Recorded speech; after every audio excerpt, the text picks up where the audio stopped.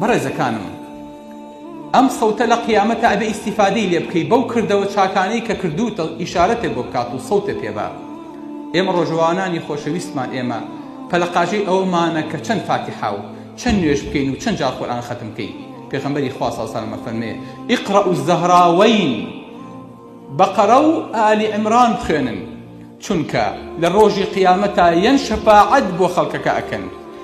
يأتيان كأنهما غمامتين. سبحان الله، تولى الروج قيامتها وصاوي سورة بقرة وآل عمران كخنوت لرمزان يا بسرسة وآوا سيبركة ياخذ فميوكو بوليك تير بسرسة ون أيانوي عذاب بدبن، أيانوي بدبن بو جهنم، أيانوي كيشو بدرس كان يندفاع ديكن شيء بقرة وآل عمران لتنيشتو أو وصنو فعلتو كان بلى كواتا دنگ بە لیستەکەی خۆت، دەنگ بە دەنگی خۆت کە قورئانی پێخوێنی، دەنگ بە بەقەرە و ئالی عیمران بۆ ئەوەی کە ئەویش لێ بێ بە شایەتێک و بێ دەنگ بۆ تۆ باتەوە جارێکی تر. دەنگەکەت نەفەوتێنی ئەم جارە، نابێ ئەم دەنگە بفەوتێ.